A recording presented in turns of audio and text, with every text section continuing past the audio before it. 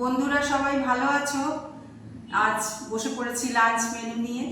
দেখো, করেছি ভাত, এই যে পেঁয়াজি নিয়েছি, আর একটা এই যে নিরামিষ, এটা একটা স্টুও বলা যেতে পারে, এমনি ঝোল ঝোল একটা তরকারি।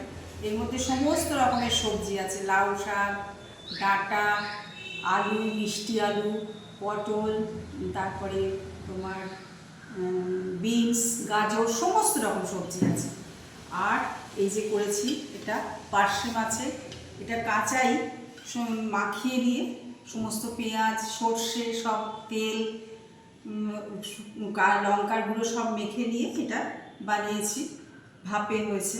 আর চাটনি তো আমার থাকেই। এই আজকের আমার লাঞ্চ মেনু। কেমন লাগলো জানিও। আর তোমরা সবাই খেয়েছো তো? তোমরা সবাই তাহলে খেয়ে নাও। তাহলে আজকের মতন টাটা।